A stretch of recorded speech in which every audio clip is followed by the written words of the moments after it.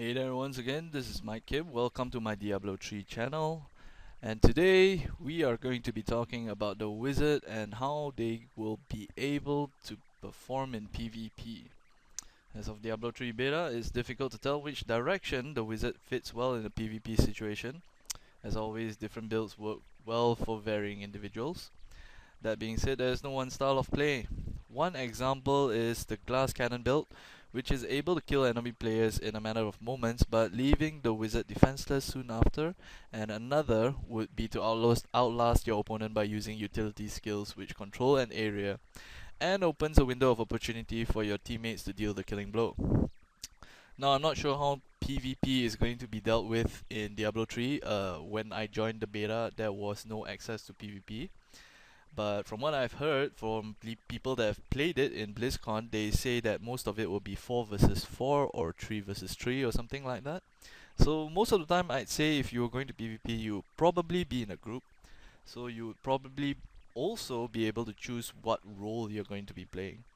So for example, if I have a barbarian in my group, it might be prudent for me to take a step back and play the utility role or support role as compared to the damage dealer or killer in the group.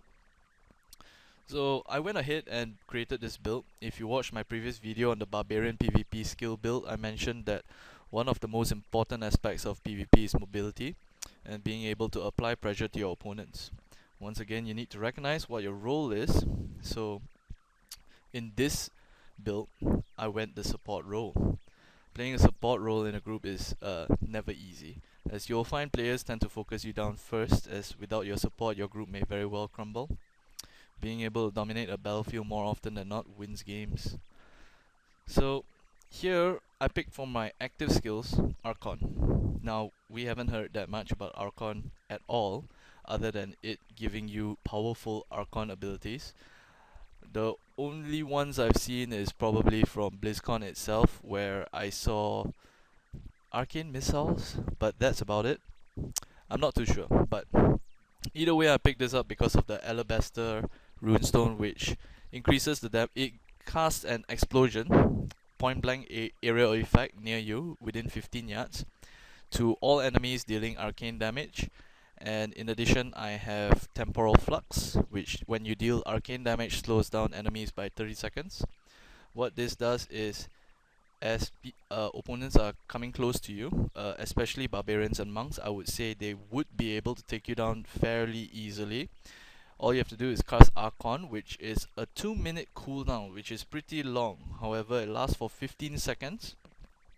What it will do is it deals damage to them and it slows them down by 30%, and you are able to move away. And if that isn't enough, I have Wave of Force, which I picked up. 25 arcane power, the cooldown on 15 seconds. With the Alabaster runestone, it knocks enemies back and it stuns them. So when I'm being focused down by melee enemies, this will help. It ties in pretty well with Hydra as well, as I can plant it right in between me and my enemies as I knock them back and stun them for 3.5 seconds. If you'll notice, my Hydra, I picked up Alabaster runestone again, which forces the arcane Hydra to deal arcane damage, which is up to 24.4% of weapon damage, which once again synergizes with Temporal Flux to slow them down. This is an assumption, of course, because it says here, whenever you deal arcane damage, Hydra is a separate, it looks like a tower that you plant on the ground, and it'll just continuously attack enemies that are within range of it. So this is if you get picked off by enemy melee players, and if you are not being focus fired, you also have Ray of Frost, which I took the golden runestone, which makes it 0 arcane power. So this will be something that you can cast if you do not have to move. What it does is it slows target's movement by 40% and attack speed by 30%. This will help you support your team from getting burst down too quickly. Of course, you'll have to worry about gap closers. There is the Barbarian's Leap, and if I'm not mistaken, he has a charge.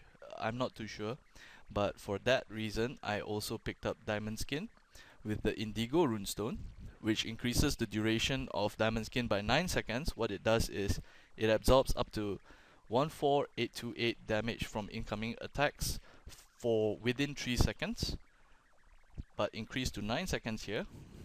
The thing you need to know is these runestones are level 4 right now, and from what Blizzard says, they might have runestones up to level 7, but it hasn't been mentioned yet.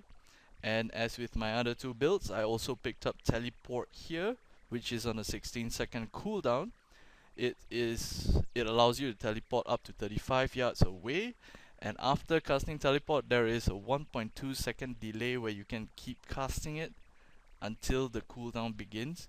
I'm not sure how many jumps you can make using this, but some people are telling me that you can make up to 4 to 5 jumps from the forums I've read and from the friends that I've spoken to that actually went to the BlizzCon.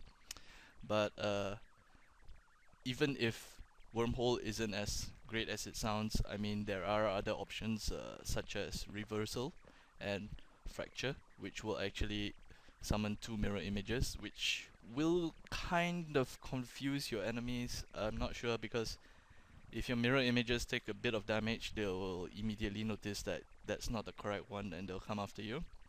For passive skills, if you're worried about melee, I picked up Blur, which decreases melee damage taken by 20%. This can of course be changed with anything else if you see fit, but personally I think as a wizard, melee will probably crush you as a wizard, because the damage they deal in melee range is astounding.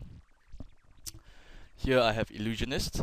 Whenever you suffer more than 15% of your life in a single hit, which we don't know if it's possible yet, the cooldowns on Mirror Image and Teleport are automatically reset, which I have Teleport right here. I did not pick up Mirror Image, and I can blink or teleport away immediately.